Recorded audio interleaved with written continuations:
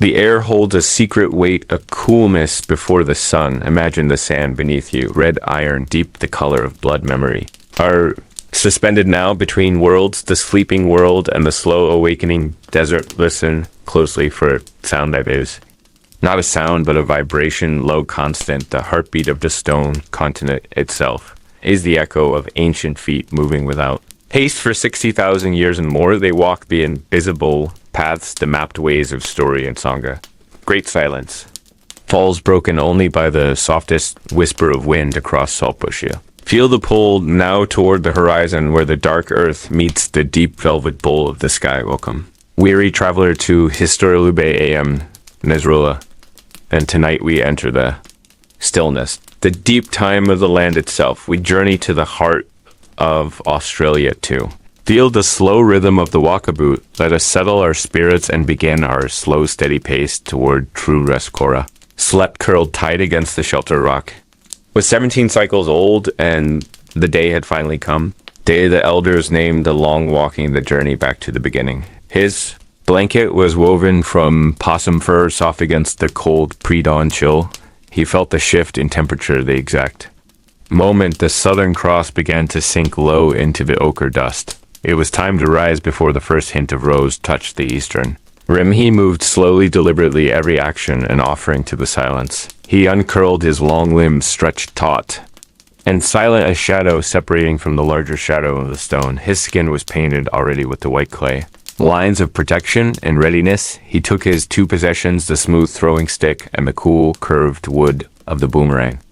Carved by his father's father. These were his companions now in the hushed world. The camp was silent, a cluster of dreaming bodies. Beneath low acacia trees, he did not wake them. He simply left a small pile of fresh ash near the fire pit, a sign of respect. And departure, he stepped out onto the cool sand. Destination was not a place on a map, but a memory held in the stones. A story sung into the sky. This was the walkabout, the slow travel, the proving ground of manhood and spirit he had to follow. The songline of the emu man, the path that traced the great ancestral journey across the inland sea when the world was new and soft. He walked westward facing the incoming sun that was still hidden below the curve of the earth. His steps were measured. Slow heel, then ball, then toe, sinking lightly into the cooled grit. He was taught to walk so lightly that the sound of his passing would not disturb the sleeping creatures of the burrow or the quiet spirits of the rock pools. One step, then another. Step, then stillness, a breathing in of the vast quiet. The silence here was not empty. It was full of ancient stories, waiting only for the listening ear. Began to chant low beneath his breath, a repetition of the emu man's first footsteps, the creation. Sequence the naming of the water holes. This chant was his map, his food, his protection, his deep, slow lullaby against the endless red landscape. The air grew faintly warmer, the velvet dark beginning to fray at the edges. A stripe of pale amber appeared, a ribbon of light beneath the massive curve of the sky. The world was painted anew. This slow movement of light was the only speed that mattered now. He saw the ground change from deep violet shadow to glowing rust red. He focused on the grains beneath his feet, noting the fine mica dust that glittered like scattered starlight. He walked where the sand was firm near the dry creek beds, where the old floodwaters had packed the earth hard as baked clay. The weight of the desert pressed down a calm, overwhelming weight. He felt the millions of years of heat and dust and slow change in the stone he passed. He knew he was only a tiny fleeting of this immense deep time. He focused on the breath in his lungs, steady, constant, a slow wave. Moving in and out, inhale the cool morning air, exhale the worries of the camp. He needed nothing but the ground beneath him and the inherited knowledge held in his bones. He was walking the dreamtime path itself. He noticed the small things, the intricate pattern of a spider's web strung between two low spinifex clumps. Diamond drops of dew catching the first weak light. He saw the way the shadows stretched long and distorted until the sun finally breached the horizon. The sun rose not quickly, but majestically, slow, pushing back the darkness like a great golden shield.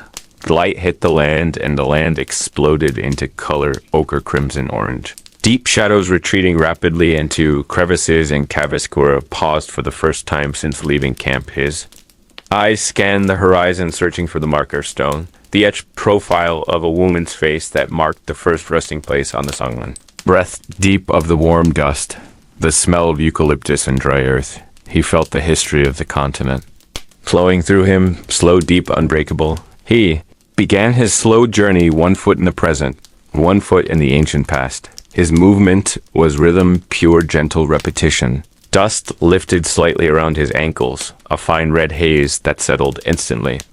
Back to the earth, the silence returned absolute perfect stillness after the grand display of the dawn. He was alone but entirely connected to everything, the land, the sky, the ancient ones walking invisibly beside him. He walked toward the heat and the immense quiet, the slow walk toward the self. The sun rose higher, now a solid disk of yellow light, pouring heat onto the stony Cora. Adjusted the balance of his pack leather straps across his shoulders, holding dried meat and a skin of precious water. He had traveled barely 3 hours, yet the environment felt entirely different, the hushed cold replaced by the thick, pervasive warmth of the day. He followed the winding path of a dry riverbed its course, a snake of lighter sand through the darker earth. He looked closely at the edges of the bank, seeing the delicate fossilized roots of plants that had lived and died here centuries before. Every texture, every shade of red told of the songline story if one knew how to read the language. Of the dust, he knew the emu man paused here to drink the water running clear. Then Cora stopped, knelt, and scooped the surface sand with his hand, revealing the coolness just below the heat.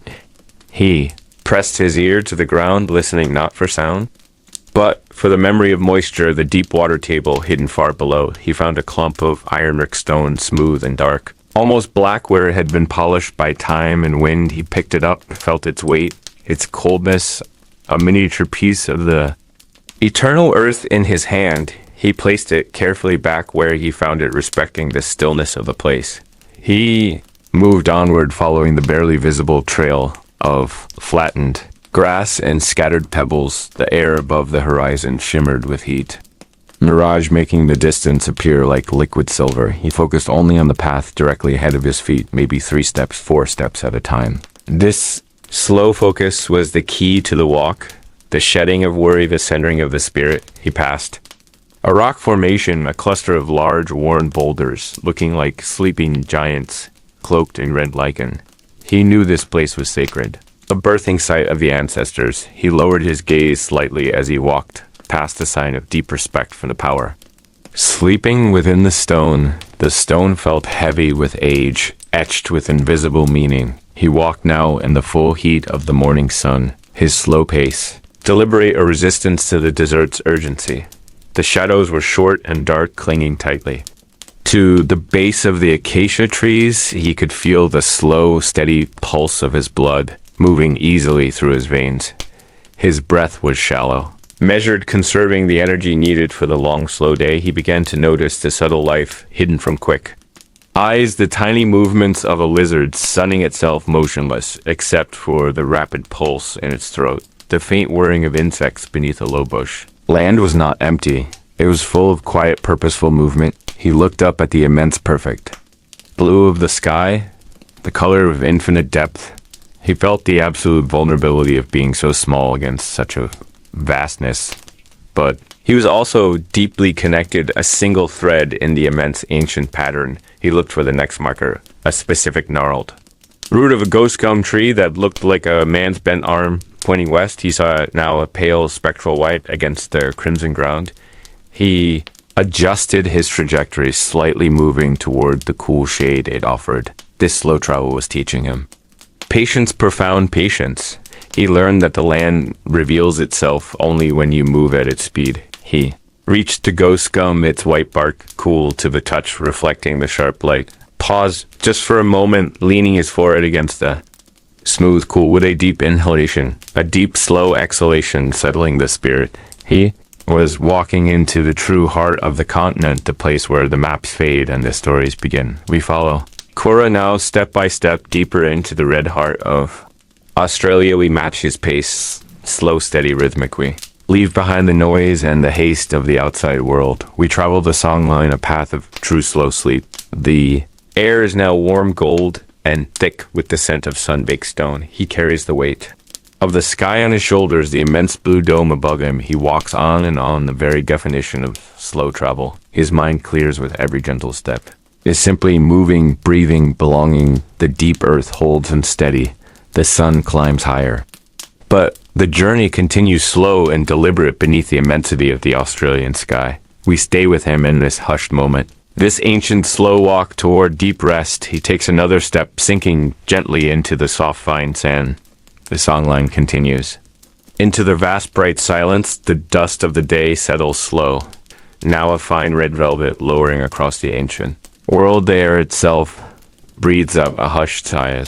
The immense heat softens its sharp edges listen closely to the deep quiet, vast stillness that swallows sound. Hulethis is the silence of the ancestors. Silence that speaks louder than any rushing river. It holds the memory of creation, echoes of the very first footsteps. Welcome to History Lullubay Aim Nasfrolahan tonight. We begin a journey not measured in miles, but in a deep knowing of the land, a journey into the slow, deep heart of Australia.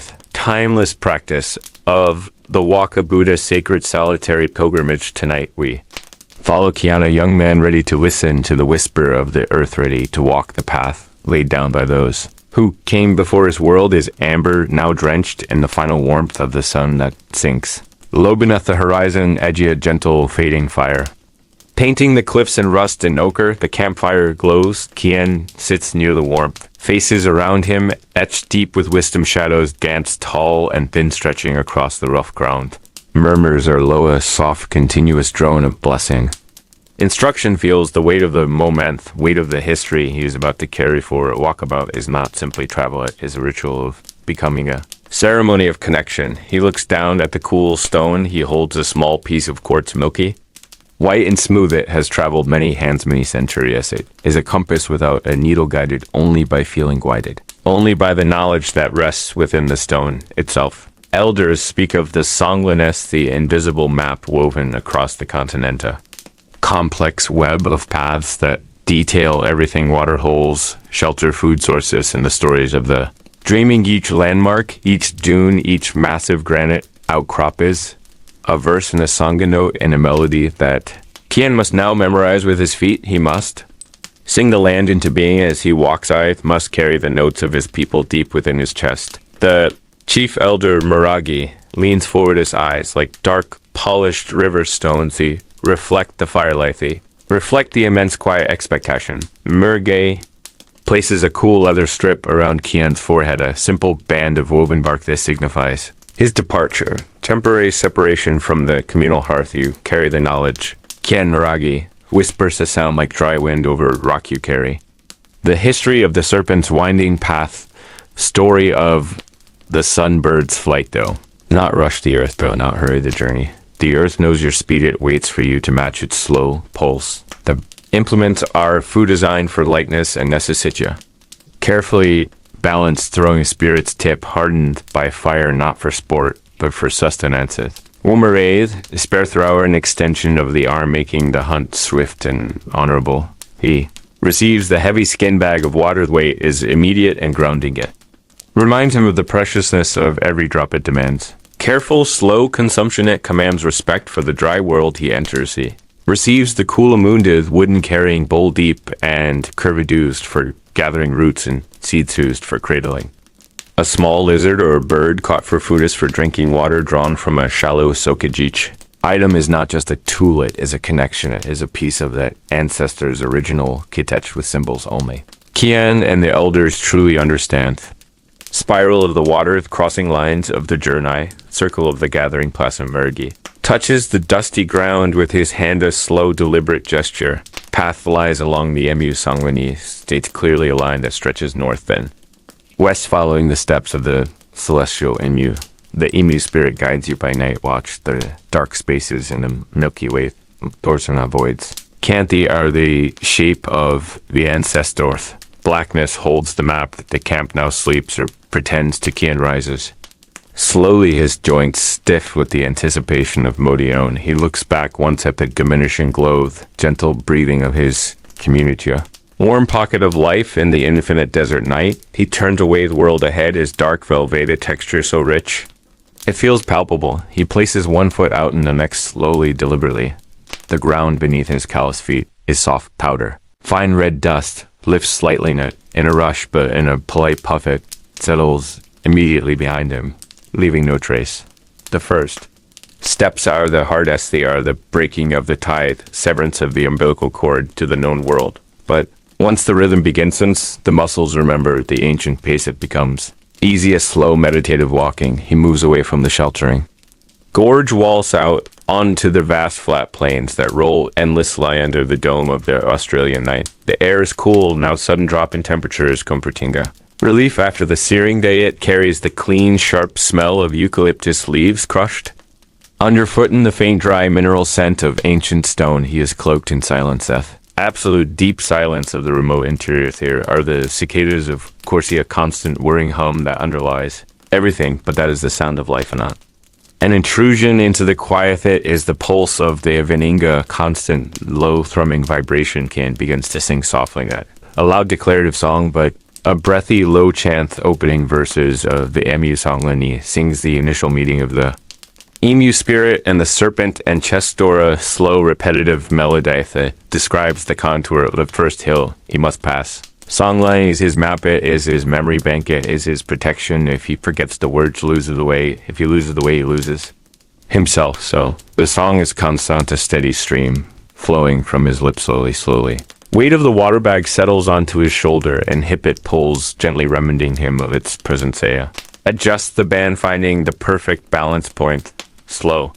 Pendulum swing of his arms begins left, right, a metronome of the body. He walks toward the first identifiable feature of his pothos, solitary, low, mesoflat topped and brooding it stands. Sentinel in the plana, massive stone whale sleeping in the Red Sea of the desert. He estimates the distance with his eyes, not with numbers, but with the way the shadows fall with. The density of the air between himself and the stonite will take him hours to reach this. Thought brings comfort of slowness. Is the destination journey itself is the home. He lifts his gaze to the sky.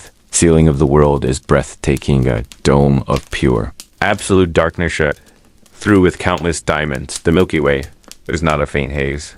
Here is a rhodolita. Spilled stream of silver dust so bright it casts a subtle shadow on the ground. He finds the Southern Cross easily. It hangs low and steady, a perfect navigational diamond, but he is looking for the emu. The emu is formed by the dark space, black clouds of gas and dust that obscure the light that is near the coal sack nebulae. Long neck stretches down the spine of the Milky Way. Kian watches the celestial emu. It is walking too slowly across the vast expanse, mirroring his own steady pace. On the earth below, he is walking beneath the emu, is walking the emu's path. The connection is immediate and absolute here. Is no separation between the sky and the ground. It is all one continuous canvas painted by the ancestors. The feeling of isolation begins to fade, replaced by a profound sense of companionship. Is alone in body, but utterly surrounded by spirits of the emu, spirits of the stone, spirits of the generations who walk this very path, listening to the same low singing of the wind. The wind tonight is gently a cool breath that touches the skin like silk velvet. It does not howl, it only murmurs a sound like faraway whispering water. Carries the dry perfume of the spinifex, grass dough, sharp clumps that smell intensely. Sweet when warmed or brushed by the moving traveler. He steps around a low bush of purple flowers, desert peace tire. Color almost lost in the darkness, but their shape remains defined. He does not disturb them, respecting the fragile life that clings to. Existence or every living thing is precious. Every seed, every root, every flower is a blessing that must not be wasted, must not be misused. He reaches a patch of ground that is harderless sandia, shelf of compressed clay and gravel. His feet find purchaseth. Rhythm changes slightly, a firmer footfall, a crisper soundness. Small shift in terrain requires a small shift in the song. The melody dips lower, reflecting the solid, durable quality of the ground beneath him. He remembers the elders' words about this. Here the ancestors pause to drink the shadow water. The shadow water is not real water, it is the cool feeling of the air that collects in the deep shaded crevices, illusion of refreshment found only in patience, found only in slow movement. He must move through this with extra slowness to absorb the shadow water's blessing. He deliberately slows his pace, further making each step a full breath cycle. Inhale, lift the left foot, exhale. Place the left foot down. Inhale, lift the right foot, exhale, place. The right foot down, the rhythm is hypnotic, smooths the thoughts in. His head, it washes away the small anxieties of the day, leaving only the essential clarity of the path. He looks down at the ground immediately before him, his eyes trained by years of observation, sees the tracks of creatures, unseen, delicate lacework left by a small lizard, heavier, drag marks of a large monitor moving toward a burrow, hopping prints of a kangaroo etched into the dry surface. They are reading the land to its life, following its own imperative, its own Songlunikian. Walks between the tracks, not over them, showing respect for the paths of the others. He is not the only traveler tonight. They are all moving together in the vast silence, the solitary.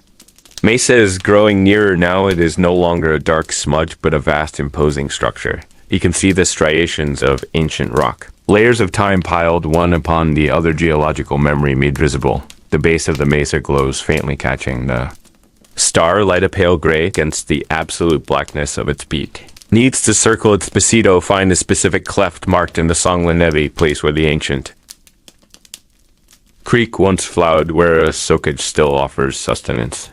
He stops for the first tima, full stop in the slow motion of the journey. He does not sit down, simply stands still, letting the earth absorb his momentum. The silence rushes in around him. Then, before a profound stillness that hums slightly in the eardrums, he loosens the strap of the water bag, lifts it carefully, feeling the cool, damp skin weight has barely diminished, a good sign of his careful pacing. He takes the first sip slowly letting the water coat his tongue and throat. It is warm from the day's heat, but still refreshing, glick history flowing down. He drinks just enough of it to quench the thirst entirely, but to satisfy the body's need for replenishment. Respect the water, never drink more than necessary, save the bulk for the deep need. He replaces the bag, quiet ritual completed, resumes his slow walk. The stone of the Mesa now looms over him, a great wall of silence light, radiates a cool, deep, energized, physical presence of immense age. He reaches the base and his song changes. It becomes lower, more resonant, a song meant to speak to the rock itself. The stone understands the vibrations of the human voice. It recognizes the song of its own creation, key and trails. His fingers lightly along the rough textures, gritty, sharp in places, smooth in others where countless generations have touched it, where the weather has worn away the sharp edges. Is touching time itself, millions of years compressed into the density of this formation. He walks along the massive curving flank of the mesa, searching for the cleft precise place marked by the ancestors. The air is different in sir. Somehow it holds the scent of mineral deposit, faint aroma of iron oxide and wet clay. Even though the clay is dry now, of memory of moisture lingers. He focuses his attention inwardly on intuition, and the increasing volume of the songline is mend. Words are becoming clear, describing the narrow passaga, describing the shadow pool at its heart. He finds out a dark vertical split in the rock facet. Oh, narrow, it is almost hidden. It is a doorway into the darkness, a mouth waiting to receive him. He must squeeze through this passage, the air immediately. Within the cleft is significantly cool air, a rush of chilled breath against his skin. He takes the spear and Womera in one hand, holding them tight to his side, and shuffles sideways into the narrow corridor. Rock presses close on both sides. Geological embrace. He is surrounded by stone, above stone, below stone, to the left, and stone to the right. He moves forward slowly. Rough stone scraping gently against the leather of his pack. The light from the stars is cut off completely. He's in a world of absolute pitch blackness, reigning purely untouched in memory. He knows the passage curves slightly to the left and opens into a small sheltered chamber. He moves forward on careful toe placement after another, that now noticeably damp scent of wet earth and mineral salts is strong. He hears a sound, not loud, but a drip sound of water falling slowly into a pool. This is the Sokage, the sacred source. He feels the space open up above him, has reached the small chamber. He stops and waits for his eyes to adjust to the infinitesimal light. Can just make out the shape of the chamber. Now it is low ceilinged, intimate. Walls are smooth polished by centuries of water flow and generations of travelers using. The shelter in the center is the pool, not a large expansive, but a deep cylindrical hole in the stone floor. Water rests within it, dark, still, silent. It reflects the faintest starlight that struggles down from the high entrance of the cleft. The water looks like liquid, jet pure, cold, reflective. Kian kneels slowly, respectfully. Does not rush to the water, kneels first and sings a short verse of gratitude. Song of thanks for the water's enduring presence. He dips the Koalamundi bowl carefully into the pool, disturbing the surface only slightly. The water in the bowl is instantly colder, shockingly refreshing. Drinks this water even more slowly than before, savoring the metallic, cold taste. Pure, untainted essence of the earth. He fills the Koalamundi and washes the dust from his face and hands a cleansing ritual, a moment of physical and spiritual refreshment. He fills his heavy skin bag from the pool, taking great care not to contaminate the source. The process is slow, pouring scoop after scoop into the small opening. The weight of the bag increases the feeling of security returns. He will rest here for a short while in the profound, cool quiet of the stone chamber. He leans his back against the smooth wall, feeling the deep cold penetrate his thin. Clothing it is a profound sense of shelter, stone cradle protecting him from the infinite world outside. He closes his eyes, not to sleep yet, but to listen to the sound of the drip off the water of the life. The ancestors carved this place. With their movement, with their knowledge, they sang the water into the stone, and Kian is now a participant in that ancient singing. Knows he must leave before the moon rises too high. His path demands he walk through the deep night. Stars will guide him across the long plain. He feels the quartz stone in his hand, small, smooth, compassion. Listens to the deep pulse of the land slowly, steadily, journey. Continuous through the velvet darken the path of the celestial emus.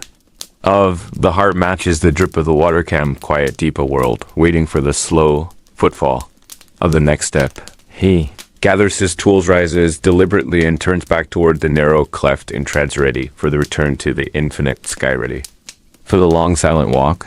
The desert night folds itself inward, slow, hushed, velvet darkness settling over the dune slope. It is the color of old ink and cool stone. The wind has gone silent, a waiting kind of quiet that sinks into the bones, the kind of silence that suggests history is only pause, not truly gone. Feel the fine grains of sand shifting beneath you, weightless, timeless, each grain a speck of ancient sun caught in amber. Listen for the whisper of forgotten dynasties, the soft echo of voices swallowed by the dust of ages. This is History Lullubay. I am your storyteller, Nazrula, and tonight we begin a journey not just into the earth, but into the deep sleep of time.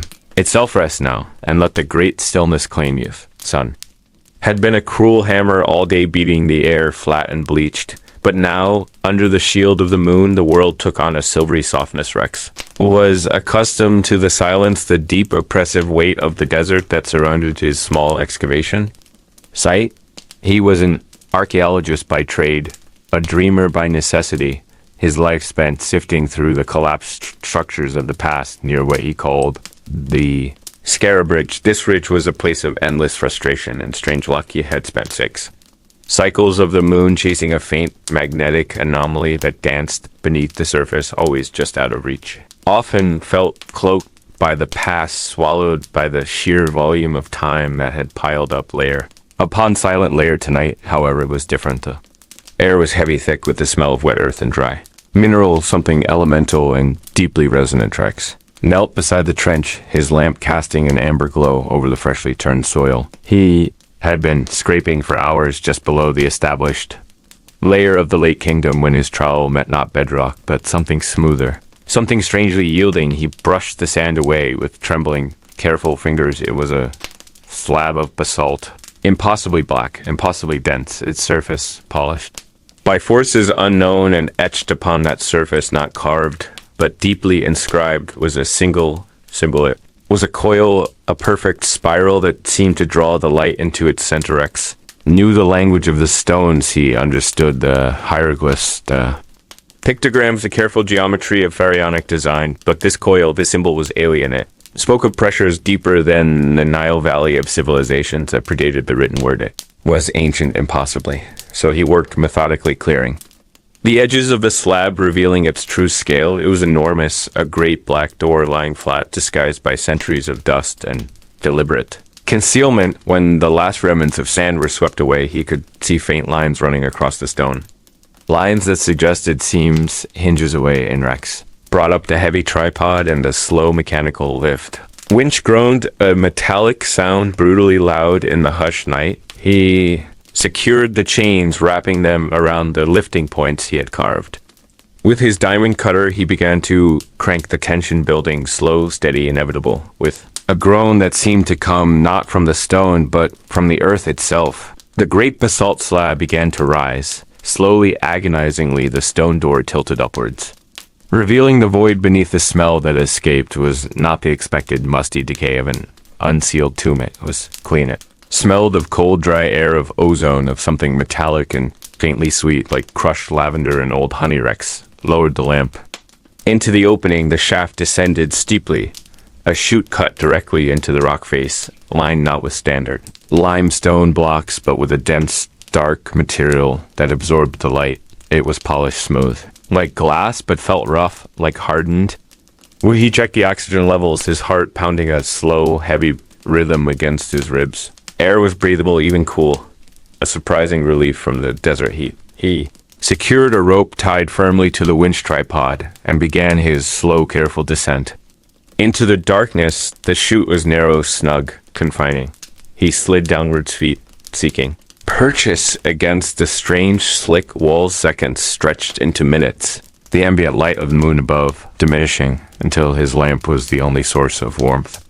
In the universe of stone, when his boots finally met the floor, the sound was flat, muffled, absorbed by the dust of ages. He had reached a chamber. He stood still, letting his eyes adjust, letting the silence refill the space he had disrupted. The chamber was small, perhaps 30 feet across the floor, covered in a layer of fine dust like gray velvet wrecks swept the beam of his lamp around the walls. They were not decorated with reliefs or pods and kings. They were entirely smooth, seamless stone that seemed to flow into the ceiling without joint or mortar. It was flawless, minimalist, built for eternity, not worship. He walked slowly, his steps kicking up clouds of the fine velvet dust that shimmered. In the lamplight in the center of the chamber, resting on a low pedestal of the same dark stone, was a single object. It was a box, not a sarcophagus, not a chest of funerary goods. Just a simple rectangular box, no more than 18 inches long. It was made of a material Rex could not identify. It looked like hammered copper, but possessed the rich, deep color of aged wine. Was not metallic exactly. It seemed to absorb light and give it back with a subtle inner glow, an internal amber pulse. He approached cautiously, the hushed atmosphere of the chamber, urging slowness. There were no locks, no catches, no hinges visible in the box. It was sealed utterly seamlessly. He reached out, a gloved hand, hesitant to break the stillness that had reigned here for untold millennia. His fingers barely brushed the surface of the copper-colored object as his skin made contact. A faint humming sound began to resonate from within the box. It was not loud, but penetrating, a deep bass frequency that vibrated up his arm and settled in his chest. The humming sound grew slightly stronger, and the amber light intensified momentarily, throwing sharp shadows across the smooth walls. Rex drew his hand back, instantly startled. He waited, heart racing, listening to the echo of the hum fading slowly back into the absolute quiet. He was alone and deep. He brought his lamp closer, examining the pedestal. The dark stone was unmarked, save for faint lines that radiated outward from the base of the box lines that were identical to the coiled symbol etched on the basalt door above the box. Was connected to the chamber, intrinsically woven into the very structure of this place. Tried tapping the box gently with his knuckle, testing its composition. The sound was dull, dense, solid. Rex pulled his small camera from his vest, attempting to document the bizarre discovery. He took pictures of the box, the pedestal, the smooth, flawless walls. When he looked through the camera lens, the subtle amber glow of the box seemed to intensify, almost blinding the sensor. He lowered the camera, frustrated. He had to get the box out. He had to understand what this alien geometry meant. But the box did not look portable. It felt rooted, permanent. He began to examine the pedestal more closely, tracing the faint coiled lines with the tip of his trowel. The lines were not scratches, they were channels. And as he pressed lightly on one specific juncture near the front edge of the pedestal, the silent chamber responded. A small of the floor next to the pedestal slid silently back, revealing a space beneath. This second discovery was more unsettling than the first. The concealed space was not empty. It contained a figure. It was small, tightly curled, wrapped in many layers of brittle, ancient linen. It was clearly a body. Something preserved or entombed. Rex's breath caught the smell of ozone, returning stronger this time, mingling with the scent of dried cedar and something profoundly cold. He knelt beside the opening, carefully peeling back the outer shrouds. The linen was fine, woven with an intricacy that suggested immense wealth and preparation. Beneath the linen was not bone or dust, but a smooth, polished surface that gleamed in the amber light. It was cloaked in gold leaf, but not the dull funerary gold he was used to. This was bright, vibrant, almost liquid gold, molded perfectly to the shape of a small child, or perhaps a youth. The figure's face was covered by a mask. The mask was obsidian black, utterly smooth and flawless, like the walls of the chamber. It was perfectly featureless. No eyes, no nose, no mouth, just a blank surface of polished ancient stone. Upon the brow of this obsidian mask, etched subtly into the stone, was that same perfect spiral. The coiled symbol of the Dorex reached out his gloved finger, hovering inches above the face of the blank mask, felt the deep cold radiating from the figure despite the oppressive heat of the desert above. This was not burial, this was containment. He leaned closer, straining to see if the mask was truly blank or if the light was playing tricks on him. He thought he saw faint etching, subtle lines that radiated from the center of the obsidian, suggesting perhaps an underlying mechanism or an internal mapas. He watched one of those faint lines seemed to catch the light differently. It pulsed, not physically moving, but illuminated by an internal momentary blue light. A sharp needlepoint of sapphire deep within the stone, and then the humming returned. This time it was higher, pitched, sweeter. Almost musical, it resonated from the box above and was answered by a faint, low resonant vibration from the obsidian mask itself. Sound was a duet between the amber box and the cloaked black figure. It was a song of metal and stone, a lullaby of deep time. Rex found he could not move. The sound was hypnotic, demanding utter stillness. It filled the space, pressing the air against him until he felt weightless, adrift on the strange frequency. The blue light on the mask pulsed, and this time it was accompanied by a single crystalline note that lingered in the air, a sound that defied the rules of echo or decay. The note was clear, cold, perfectly tuned, and it hung there, vibrating in the hushed air of the secret chamber, seeming to float directly toward Rex. It was a question, it was a greeting, and as the crystalline note dissolved into the ancient silence, Rex felt a profound pull, a yearning to touch the obsidian mask, to answer the strange, silent inquiry of the buried figure. He extended his hand slowly, carefully, moving toward the black face. The darkness of the mask seemed to deepen, to draw his focus, his light, his very breath toward it. Humming of the amber box began to rise, a steady, rhythmic pulse, a deep heartbeat, and in the fine velvet dust covering the floor around the pedestal, Rex saw a slight movement, a ripple in the gray dust, not caused by air, but by something moving beneath the surface. Something small, sleek, and fast, gliding just beneath the veil of the dust, heading toward the open cavity, toward the exposed, cloaked figure. What slumbers in the velvet dust? What answers the song of the amber heart? You are safe here, but the night is long and the secrets of the deep do not sleep easily. Let the desert hold you now. We'll wait for the dawn for the next breath of the story. Sleep now. Hushed silence of the desert held the last threads of night, cool and clean in a velvet blanket. Pressed against the red earth, Kai felt the subtle shift in the darkness. Not a sound, but a lessening of weight above him, the stars retreating into the deepening gray of the eastern sky. His breathing remained slow, even deep, mirroring the rhythm of the land. Beneath the thin sleeping mat, a necessary softness after the hard ground of the first night, he stirred the movement, infinitesimal, barely disturbing the crust of morning air that clung to the shelter of the low rock overhang. The fire pit was now only a memory of heat, a small pile of gray ash, concealing the last pulsing a heart of amber, one slow glowing coal that held the promise of warmth. Old man Weira beside him was already awake, or perhaps he had never truly slept, merely rested his spirit deep inside the dreaming channels that ran beneath the surface of the world. Weira's eyes opened. Slowly, twin pools reflecting the dim light the ancient knowledge held within their deep-set shadows. He did not speak. Words were unnecessary in this space. Between darkness and light, communication flowed through the stillness. The shared breath, the cold air touching the skin. Kai watched Weira rise like smoke, unhurried. His movements precise, cloaked in the stillness of decades spent moving through this country. Elder bent low toward the dying fire and with gentle reverence.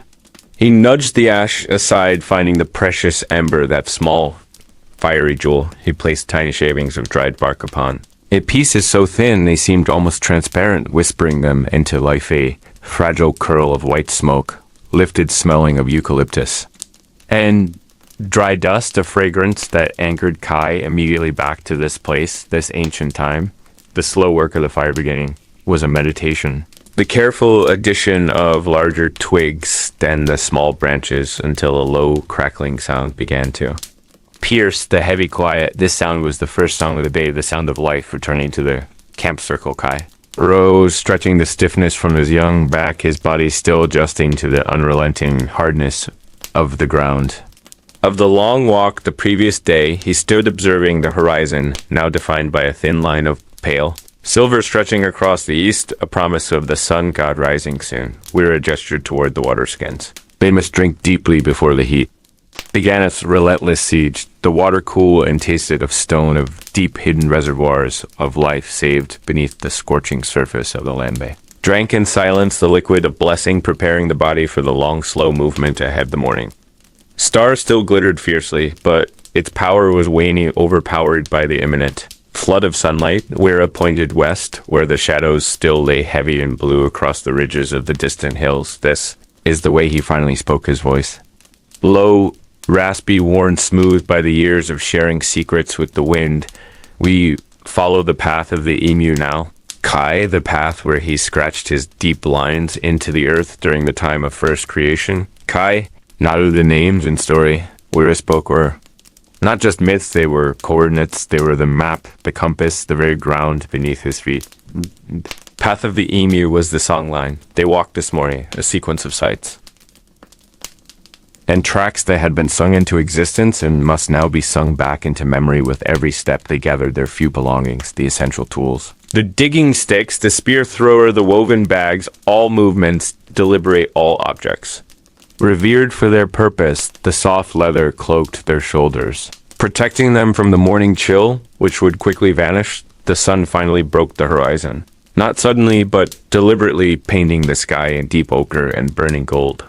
A slow spill of light across the vast emptiness. The desert floor changed instantly from blue shadow to rich rust, red reflecting the iron oxides in the ancient stone. They stepped out of the shallow shelter, turning their backs to the rising sun, placing the camp behind them without a backward glance. The first steps were always the hardest, the body resisting the slow rhythmic demand of the journey. Kai focused on the feel of the earth through the solace of his feet, the soft sand yielding, then the hard-packed clay, then the scatter of small quartz pebbles that whispered under his weight. He placed his feet carefully, mimicking Weira's gait, a shuffle more than a stride, minimizing effort, maximizing silence. Weira moved like a shadow, barely disturbing the ground beneath him, his pace slow, measured, eternal. We walked the rhythm of the heart. Weira murmured his breath, controlled and deep dew. Not think of the destination, Kai. Think only of the space between your breath and the next step. Feel the memory. In the dust, the echo of all those who have walked this songline before you. And so they moved into the sun-warmed morning, the vast panorama of the Australian bush stretching out before them, an endless landscape of low scrub and spinifex clumps. The stark silhouettes of gum trees, their leaves, already catching the light silver green. They followed a dry creek bed for a time, the path easy smooth. River stones worn velvet by ages of floodwaters. This creek bed was itself a story, a resting place for the rainbow serpent during the great dry years. Every rock, every bend was etched with meaning. A verse of the Sangwe Nikai was learning to see the landscape, not as scenery, but as a living text, a history carved into stone and soil. He looked at A large weathered rock jutting out from the embankment, and saw only rock. Wira stopped beside it, placed his hand gently upon the heated surface. This rock, Kai, he said, is the stomach of the great kangaroo. He stopped here, exhausted after the chase.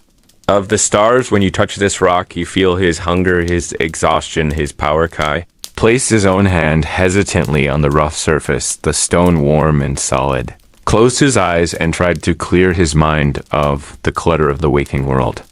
Listening for the deeper resonance, he felt the heat, the dryness, the sheer immensity of time held within the stone. He felt a slow pulse, a steady rhythm that seemed separate from his own heart, a deeper beat of the earth itself. It was overwhelming. The sudden connection to something so ancient, so vast. Wira smiled a slow, patient acknowledgement. The dreaming is not the past. Kai, it is always now. It is always here, waiting for you to listen with your feet and your belly, not just your ears. They continued their walk, the sun climbing higher, now pushing the shadows. Tight against the base of every obstacle, the air began to thin, the hushed quiet of the morning giving way to the dry buzz of insects and the distant, sharp cry of a hawk circling. High above, their movement was entirely rhythmic, the sound of their soft steps, the occasional rustle of dry leaves. The steady intake and release of breath. Kai tried to match his steps exactly too. Wira's matching the slow swing of his arm, the placement of his heel.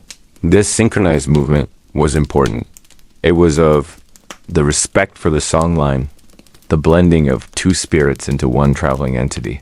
Landscape began to change, the scattered spin effects, giving way to low sandstone ridges layered like pages of a book. They started to climb slowly, deliberately toward the ridgeline, which promised a wide view of the land ahead. The climb demanded focus. Every muscle worked slowly. Deliberately pushing upward, Kai felt the sweat begin to beat on his forehead, the true heat of the day announcing itself. Wira seemed unfazed, climbing steadily, tirelessly, his bareness on the slick, smooth rock surfaces.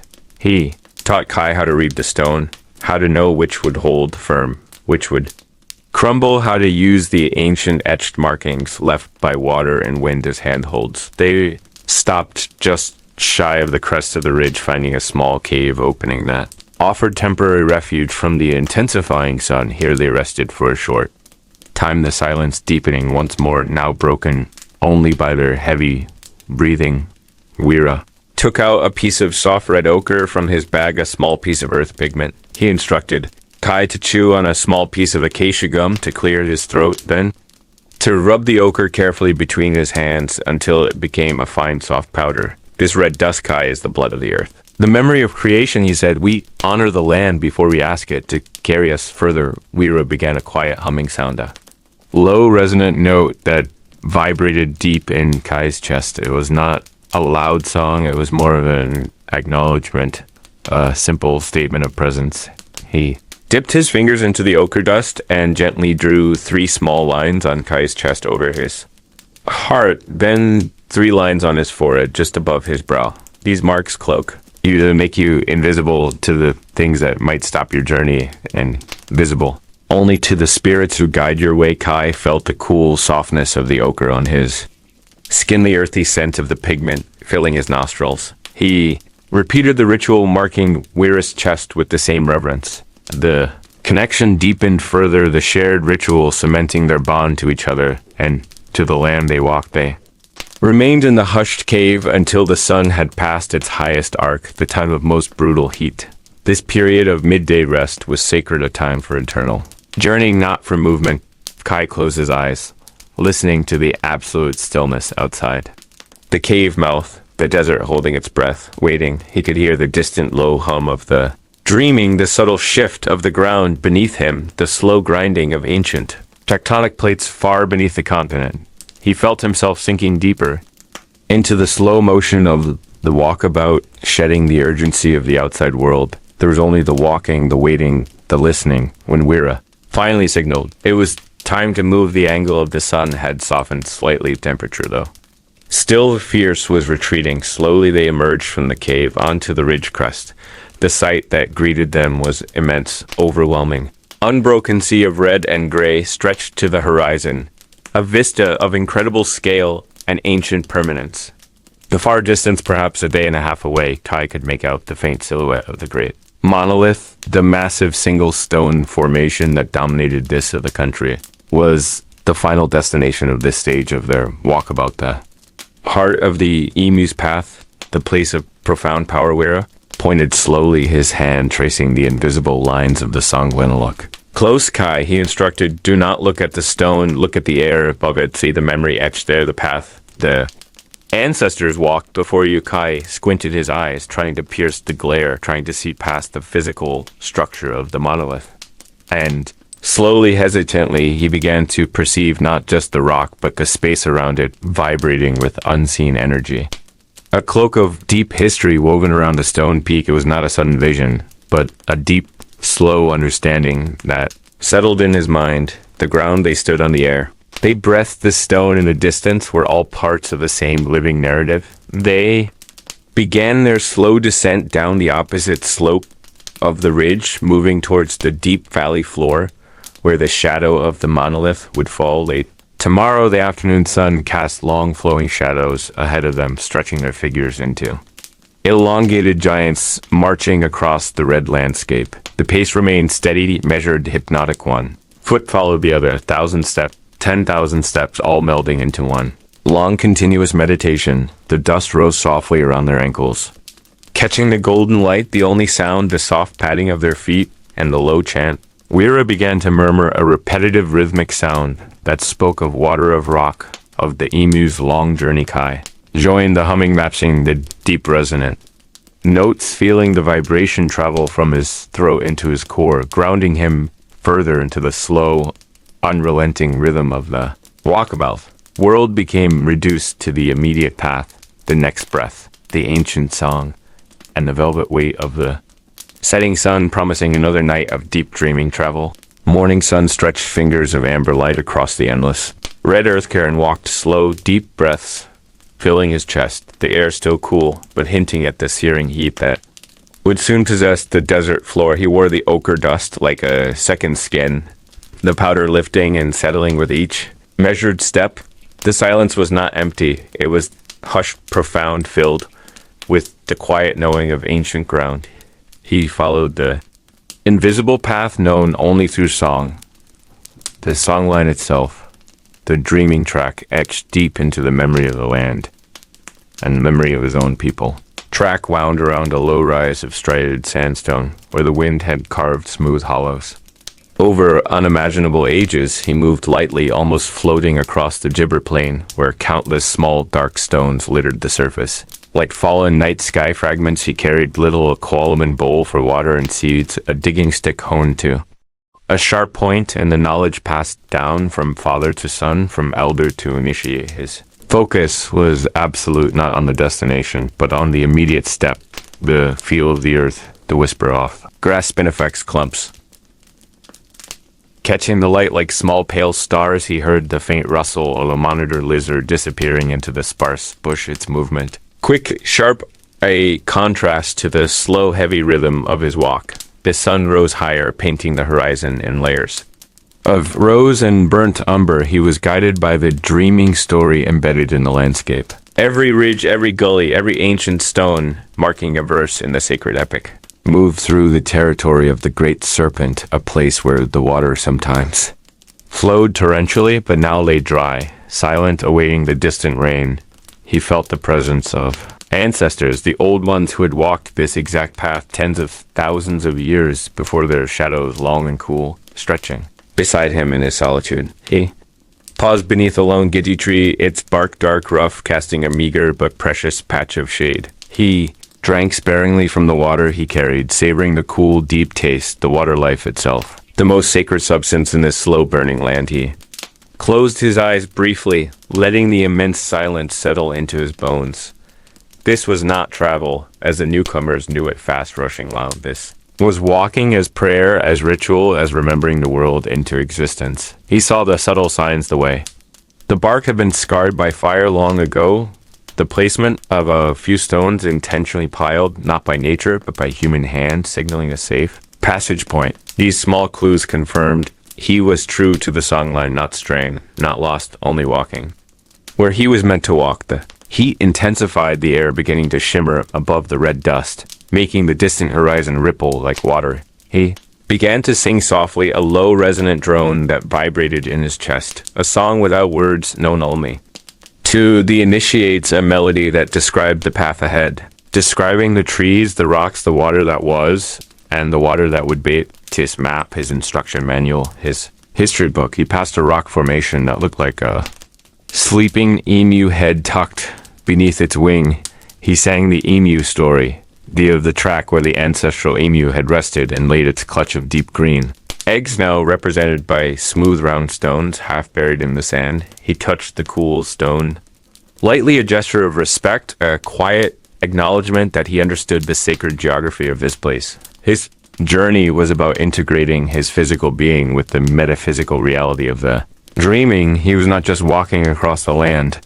He was walking through the story of creation itself. The midday approached, heavy, relentless, demanding submission. He knew he must find the midday rest spot marked by the old river gum and the large, flat, sun-warmed stone where previous generations had often sheltered. He watched the movement of the wedge-tailed eagles circling high above effortless riders of the heat thermals, their sharp, faint, distant sounds of the sky. Silence deepened, broken only by the slight crunch of his feet and the persistent buzzing of the small desert flies. The constant companions of the dry country. He finally saw the massive river gum, a sentinel, rising impossibly tall from the dry creek bed, its roots plunging deep into the hidden layers, seeking the permanent water table. Shade beneath its broad canopy was vast, cool, hushed, a sanctuary from the intense sunlight. He lowered his digging stick and his koalaman, easing his body onto the smooth, flat stone, which was pleasantly warm but not scorching. Caught beneath the protective shade. He did not sleep. He rested his mind. Entering a meditative state, listening to the ancient pulse of the ground, the dreaming was always now, not just in the past, but alive in this very moment, flowing through the earth. Beneath him, he saw faintly etched into the stone a series of circles and lines, the markings of the ancestors showing where the underground soak could be found. This was the traditional duty of the walkabout. Journey to reaffirm the knowledge of these sacred sites, to memorize them anew, to feel their power and carry that memory back to the community. He took his small water container and the sharpened end of his digging stick, moving to the sandy bed near the largest visible root of the gum tree. Dug slowly, carefully, rhythmically, scraping away the dry surface layer of sand, revealing the slightly darker, damper layer beneath. The work was painstaking, sweat-tracking lines down his dust-caked face, but it was the essential labor of survival and connection. He reached the level where the sand was cold, damp, clinging together tightly. Began to scoop the sand into the koalaman, pressing down, allowing the moisture to seep out, pooling slowly, drop by drop, into the bowl. This water was brackish, slightly mineralized, but pure, life-giving, the gift of the earth held deep within its structure. He spent a long time collecting it, enough to sustain him through the long afternoon and the coming night, replenishing his supply, honoring the land's generosity. When the koalaman was full, he drank deeply, the water tasting of stone and hidden root of the deep history of the place. He offered a small unspoken blessing, a quiet thanks to the spirits of the water and the tree that protected it. Heat peaked mercilessly, then slowly, gradually began its inevitable retreat. The colors of the desert changed from the harsh, blinding white of midday sun to the richer golden tones of late afternoon. Karan rose, stretching his limbs, the stiffness yielding to the familiar ache of the long, slow walk. He checked the trajectory of the sun, preparing himself for the next stretch of the songline leading toward the dusk. Camp the trail now moved away from the dried creek bed and began to climb gently onto a low plateau overlooking a wide expanse of spinifex and sparse acacia bush. Walked more strongly, now the coolness returning, the breeze whispering secrets across the open space. Started to sing the next portion of the song, describing actions of the ancestral kangaroo who had bounded across this plateau fleeing the hunter. His movements synchronized with the imagined bound of the kangaroo, long, rhythmic, easy paces that ate up the ground. Efficiently, he scanned the horizon, looking for the markers, the standing stones placed millennia ago to denote the path. These stones were cloaked in time-weathered, silent, but unmistakable when viewed through the lens of the dreaming. He found the first marker, a column of red stone, naturally formed but strategically placed angled toward the next point, a distant low mesa of purple rock. He felt the continuous chain of knowledge, linking him to the first people who had sung this path into existence. The plateau was high and the visibility immense, the world stretching out to the edges of the flat earth under the lowering sun.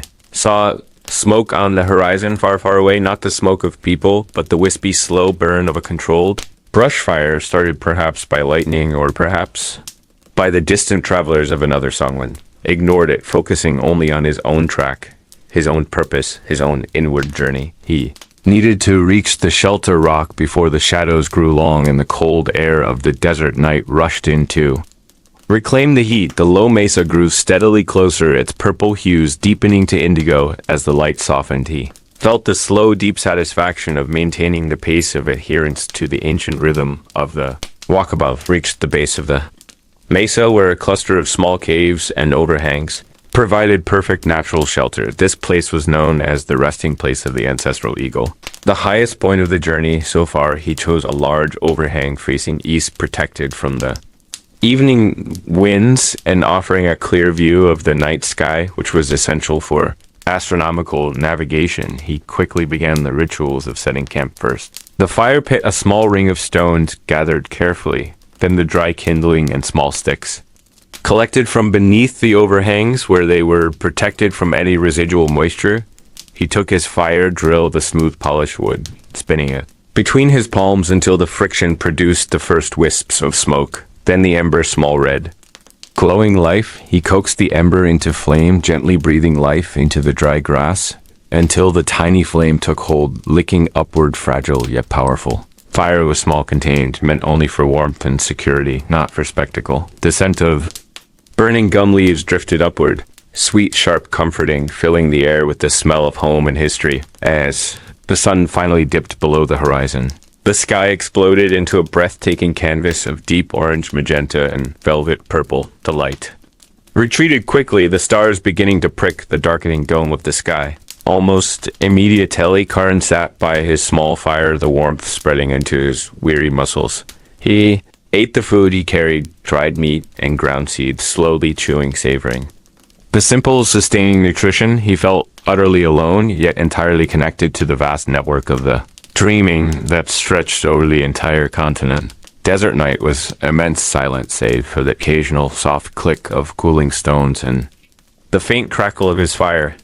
He looked up at the Milky Way, the great river of stars that stretched across the southern sky, known to his people as the Wadawara, the path of the ancestors. Journeying forever, he sang the nightly star song, a quiet melody that named the major constellations, relating them to the stories of the creation era. The Southern Cross hung bright clear, a powerful marker of direction and time. He felt the ancient ones surrounding him, the silent witnesses, the guardians of the Songli. His purpose was to listen, to absorb, to internalize the deep history of this ground. The cold seeped in around the edges of the firelight, the darkness pressing close, but the fire kept the darkness at bay. The tiny circle of light, a warm protective sphere. He wrapped himself in his thin possum skin cloak, feeling the soft interior fur against his skin, the old leather warm. Familiar, he lay back on the soft sand, his head resting on a small, smooth stone, allowing the enormousness of the night sky to wash over him. His consciousness began to drift, slowing down, matching the timeless rhythm of the desert. He thought of the stories of the ancestral snake that coiled around the water source, stories of the ancestral lizard that brought the fire, stories of the ancestral bird that sang the daybreak. These stories were not myths. They were the land itself, the living, breathing history written in stone and sand and water. He felt the subtle vibration of the earth beneath him, the slow movement of the continental plate, the deep geological time that dwarfed human existence. He was only a tiny fleeting speck, but a speck carrying the weight of thousands of generations of knowledge. His spirit felt calm, hushed, ready to descend into the deep sleep required for the true continuation of the walkabout case. The real journey happened not only while walking, but while dreaming. The dreaming was the bridge between the physical world and the eternal spirit world. He needed to dream the next of the songline to receive the spiritual instructions for the morning path, to connect with the Ancestral beings who inhabited the track he was following. The fire dwindled to a bed of glowing embers, amber. Soft pulsing, rhythmic. The cold deepened, the stars shone, brighter, sharper diamond points piercing the velvet black. His breath slowed, shallow, regular, almost imperceptible. He was drifting now into the deep sleep of the ancient wanderer, the sleep that held history. He felt the ground opening beneath him, not physically, but spiritually inviting his consciousness to enter the dreaming. He began to see colors not of the physical world, but swirling spiritual hues, indigo, gold, deep ochre. Heard sounds not of the desert animals, but deep resonant, drumming the sound of ancestral feet moving across the vast expanse of time. He was ready to meet the ancient power of the dreaming track, the guiding force that would direct his steps through the wilderness tomorrow. He slept deeply, securely enveloped by the stories and the stars. The walkabout continued in the silence of the night, moving far beyond the boundaries of the waking world. Sacred journey had just begun. The air inside was hushed, heavy with the silence of 1,000 forgotten breaths.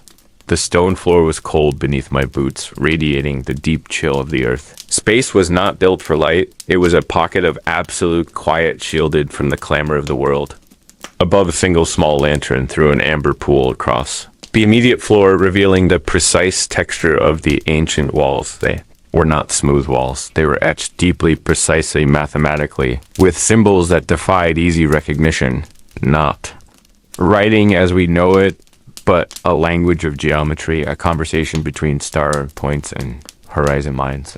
Moved slowly, afraid to disturb the dense velvet stillness, afraid that any sudden movement might shatter the profound isolation of his hidden chamber. There was a pedestal at the center, low and wide, carved from a darker obsidian material that seemed to drink the meager light upon. It lay the object of the search, not gold, not jewels, but something far heavier in its implication. A scroll, but not of vellum or paper. It was thin, hammered sheets of bronze, tightly rolled, bound by a cord of woven silver that had oxidized. Green-black over the millennia. I reached out, my hand paused, feeling the cold, static electricity of history rising off the metal.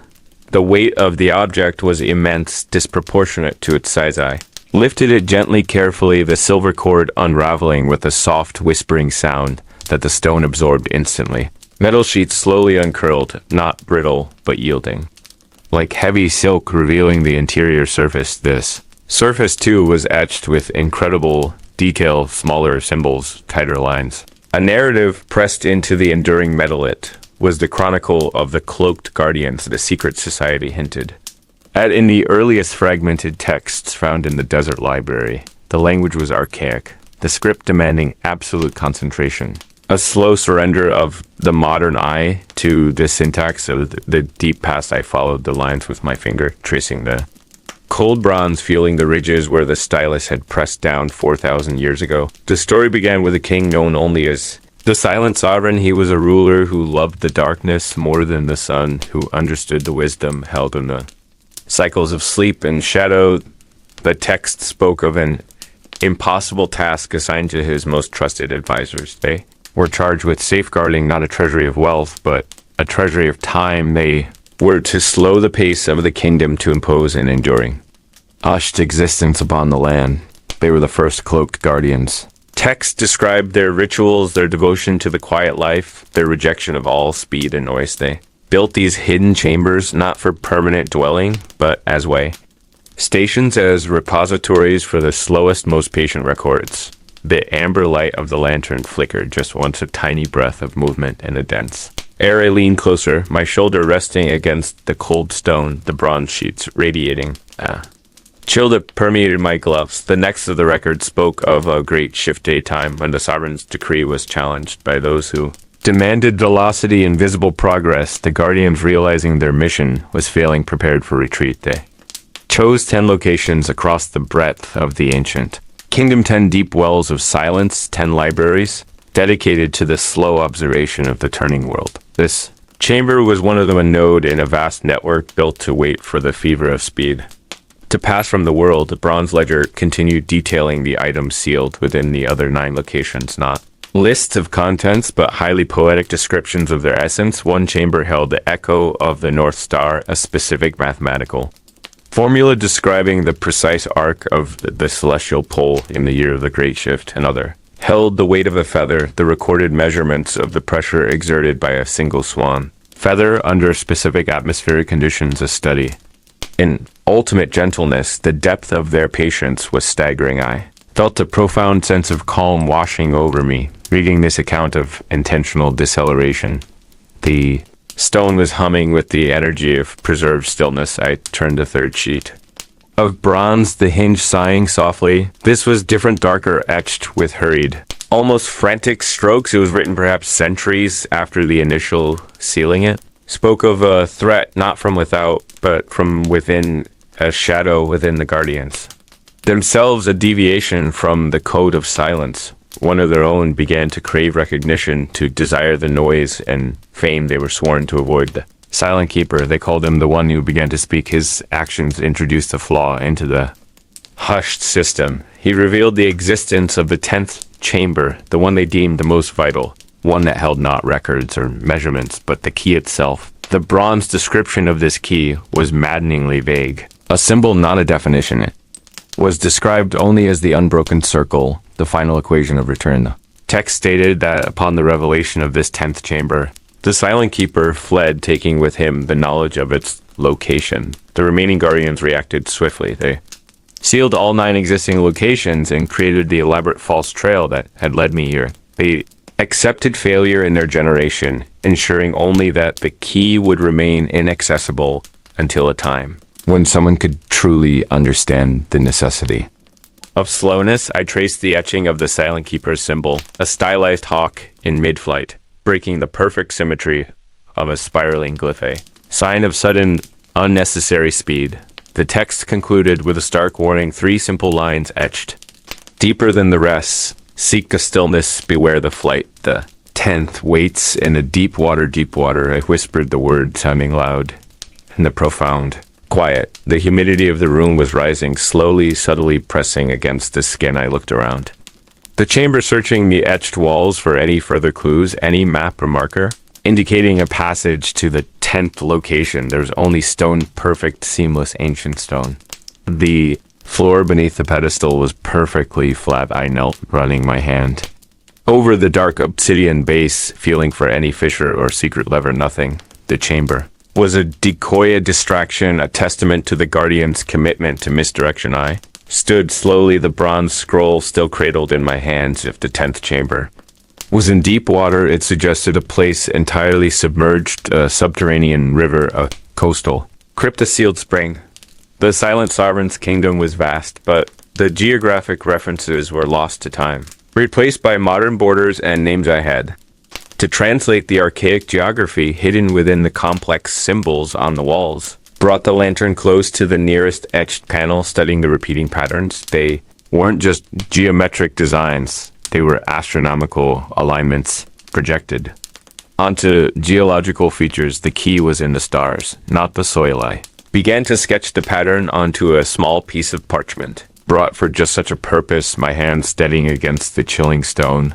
The lines converged on a single recurring motif, a small depression within a larger circle. This was the marker, the place where the sky met the ground at the moment of the Great Shift. And that depression, that tiny carved valley, was labeled with a single ancient word, Ethelred, lost capital. A forgotten city rumored to have been swallowed by a catastrophic flood centuries ago. Ethelred was the destination. The bronze scroll in my hands felt like a burden of pure knowledge, demanding action, demanding the continuation of the silent journey. But the journey would be dangerous, the risks immense. If Ethelred truly lay beneath deep water, accessing the 10th chamber would be an endeavor that required more than just historical skill.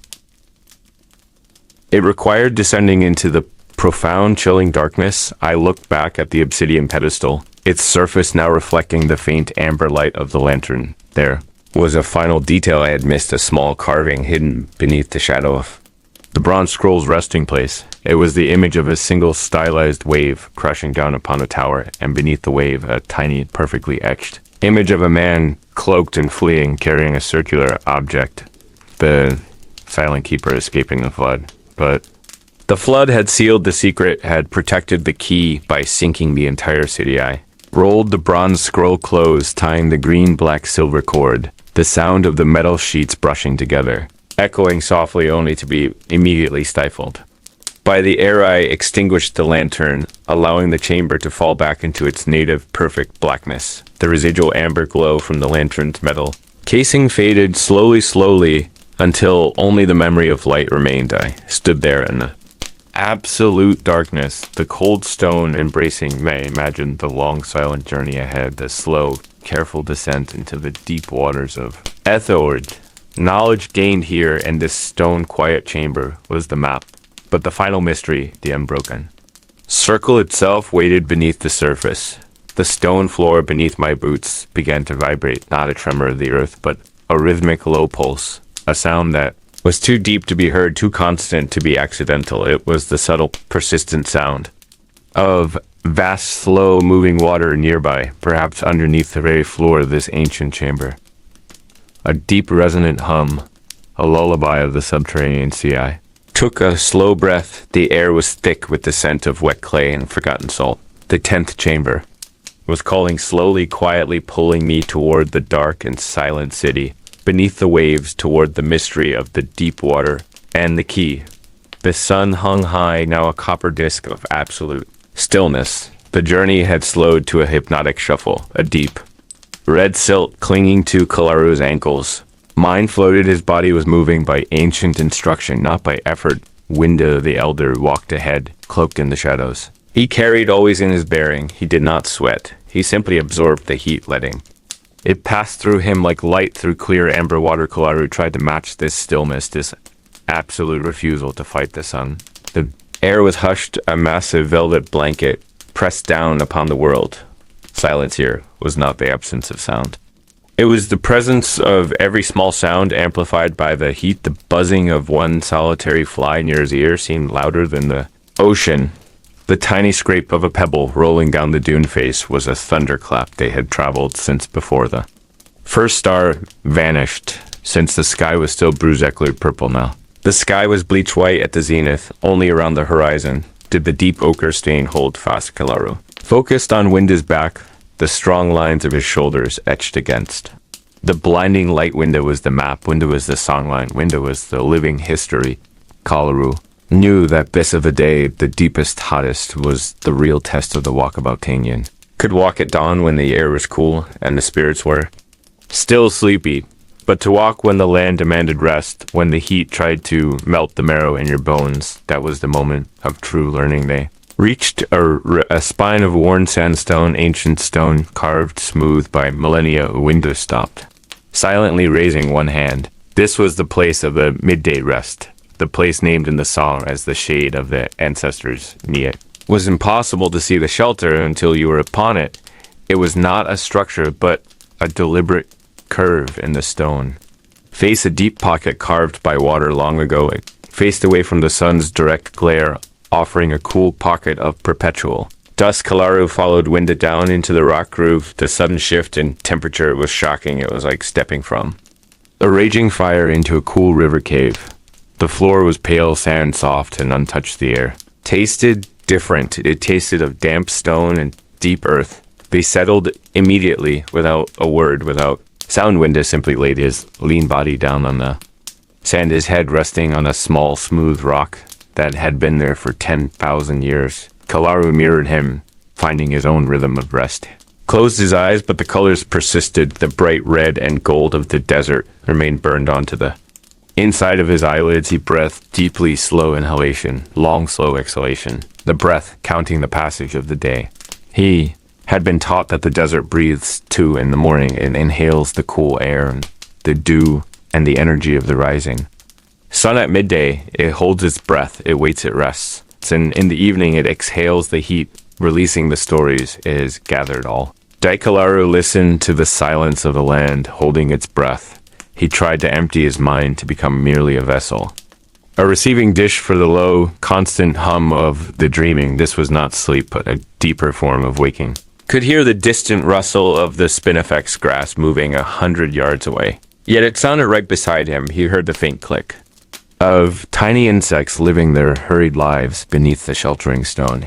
Felt the deep, slow vibration of the ancient stone itself, the pressure of the mountain resting on the earth's crust after what seemed like a single long minute, or perhaps an hour. Winda shifted. He did not speak, but made a soft sound in his throat, a low trill that was bird call wind. Chimicalaru opened his eyes, looking at the elder Winda's eyes were open, wide, steady, focused on the roof of the rock shelter. He began to speak in a voice so low it seemed to vibrate in the sand beneath Kalaru's body. It was the language of the dreaming, the deep, slow, ceremonial language that held the weight of ages. He spoke of the water that was not there. He spoke of the deep, underground reservoirs known only by the shift in the color of the earth or the presence of a certain tiny yellow flower.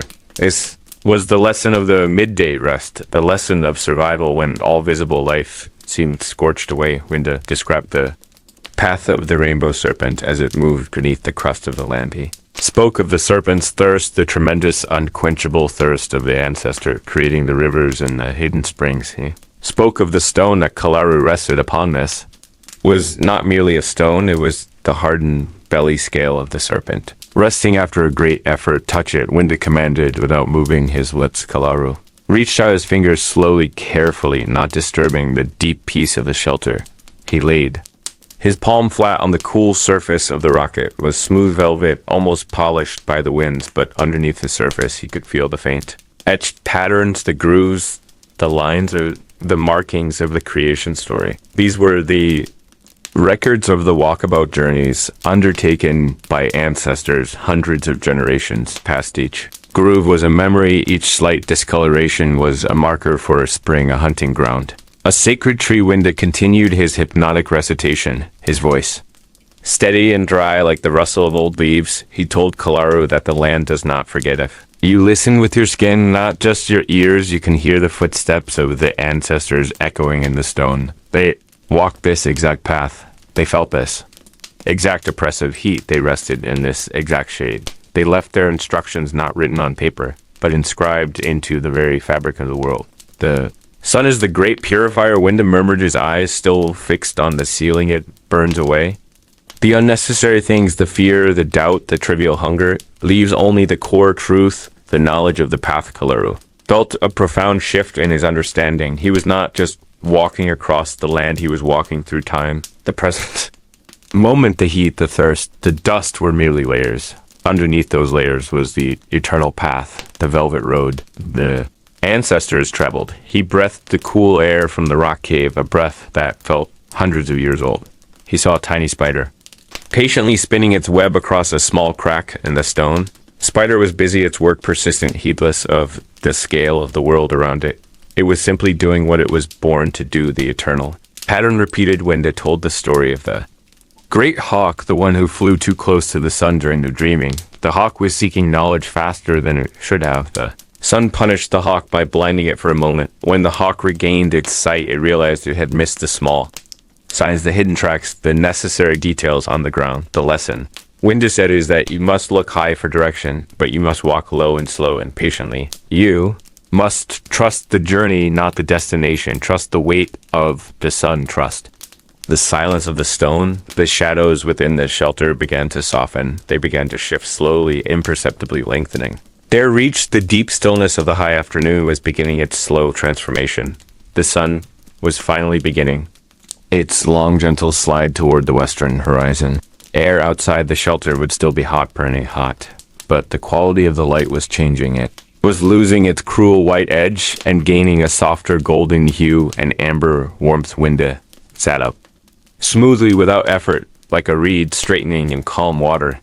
It is time, he said, his voice now returned to the simple language of the immediate journey. We listen to the desert's exhale. We prepare for the twilight walk, the time of the great hunters. Kalaru felt the immediate return of the physical world, the slight ache in his legs, the dry taste in his mouth, but the rest had renewed him profoundly. He did not feel weary. He felt filled up with stone energy, with the deep cold power of the earth. He stood up, following Winda back out into the light. The transition was less jarring this time. The sun still strong, still powerful, but no longer punishing. The shadows of the rock ridges were now long and blue, stretching out like welcoming Arms across the red dust. The sand that had been blindingly pale was now deepening to a rich terracotta color. Small breath of wind moved across the surface, a sound like silk slipping over polished wood. This was the desert beginning to breathe out. The day's heat, preparing to welcome the stars' window, pointed toward the west where a massive, isolated mesa rose dark and imposing. That is the next marker, he said, the hill of the sleeping kangaroo. We will walk until the sky is purple, until the first star watches us, and tonight, Kalaru, we will tell the story of how the fire came to be. We'll walk the path of the fire ancestor, following the track he etched onto the land with his blazing feet. Kalaru nodded, his eyes fixed on the mesa. He took his first slow, steady step, leaving the cool sanctuary of the stone. His feet felt light, his connection to the earth profound. He was walking the velvet road of the ancestors. He was cloaked in the fading amber light of the deep Australian heartland.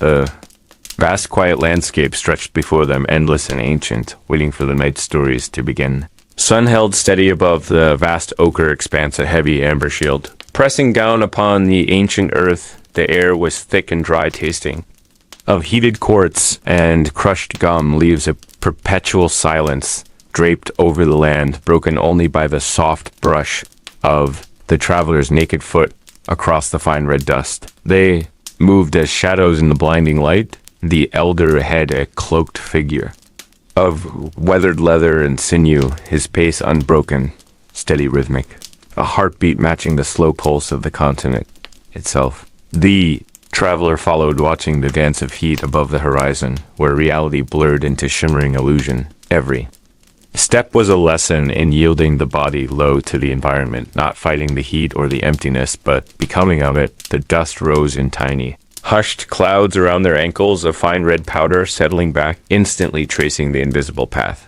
They followed. This path was not etched in stone or marked by human hand. It was sung into existence, a vibration carried through the millennia from the ancestors. The songline spoke of the great lizard dreaming, dragging its tail across the flatlands, creating the subtle depressions, the drainage lines, the hidden caches of water known only to those who listen. They had walked since the first cool gray breath of dawn, the moon a thin sliver of pearl fading into the rising blue. Now the day owned them, demanded reverence, and slowing down, the elder raised a hand, pausing beside a low mound of banded ironstone, where the rock face was striated with lines of gray and deep rusted crimson. He did not speak. He simply pointed to a fissure, a narrow vertical crack barely visible where the stone looked darker, damper, cooler. Traveler knelt, touching the rock, felt the stored heat radiating outward, but probing deeper, finding the surprising cold within the crevice. This was the lesson of the internal world.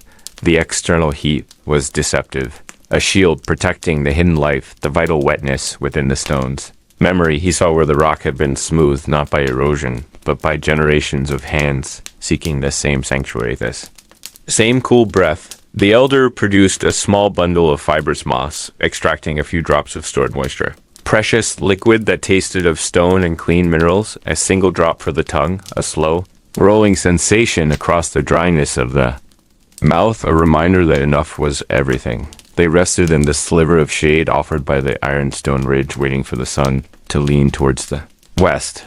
The quiet here was immense pressure against the eardrums, demanding that the inner voice ceases chatter. Only then could the true voices of the land be heard, the low resonant hum of the earth settling, the dry whisper of the wind carrying forgotten scents of Kuroff, flowering banksia. The minutes stretched into hours, measured only by the creeping movement of the ridge's shadow across the floor. The traveler watched a tiny black ant struggling heroically with a fragment of dry seed shell, its relentless movement mirroring the essential persistence required for survival here. Let his eyes soften, blurring the outlines of the landscape, allowing the vastness to wash over him, dissolving the edges of his own self. He thought of the stories told the night before, the ancestral snake that coiled around the water sources, protecting them, demanding respect and ritual before revealing its bounty. The ancestral beings did not simply create the land, they became the land, their actions frozen in time, shape, and memory. Dreaming was not history, it was the constant present, vibrating beneath the stone and the soil as the light shifted, moving from blinding yellow to deep golden amber. The Elder moved. The slow ritual of packing their few possessions began the scraping of the firebowl, the careful bundling of the digging sticks, the quiet assurance of the water bags, though light they were sacred. They left no trace of their stop, the dust quickly forgiving the impression of their resting bodies. Continued their walk, now angled into the setting sun, which painted the low clouds in strokes of peach and violet purple. The air began its rapid change, the heat shedding quickly, replaced by a crisp growing chill, the inevitable shift of the desert night. The pace quickened slightly, driven by the need to reach the next landmark, a place known as the Whispering Gum Stand. Before the deep dark enveloped them, the Whispering Gum Stand was marked by 3 ancient eucalypts standing solitary against the sky, their white trunks peeled smooth, their leaves rustling. Even in the stillest air, a natural wind chime. When they reached the stand, the ground beneath the gums was softer, cushioned by decades of fallen bark and dried seed pods. It was a known shelter, a place where their ancestors often paused, a pocket of comfort in the harsh terrain. Elder immediately began the preparation for the night, selecting small broken pieces of hardwood. Arranging them precisely into a shallow pit, the traveler gathered dried grass and the thin curly strips of gum bark for kindling, the essential ingredients for the hearth. Fire was coaxed into being with a single steady breath, and the friction of the fire stick against the soft socket wood. First a thin spiral of smoke, then a fragile yellow flame that quickly gained strength, pushing back the encroaching indigo of twilight. The smell of the burning gumwood was sweet, resinous, comforting, a scent that promised safety and continuity of a journey. As the dark deepened, the firelight became there. Whirled a small circle of orange glow, surrounded by impenetrable velvet night above. Then the sky bloomed an impossible scatter of stars, the southern cross sharp and low, the Milky Way stretching across the zenith, a river of light called the path of the ancestors. The elder prepared the meal, dry meat and pulverized seeds, mixed with a little water, forming a nourishing paste, simple, sacred, sufficient.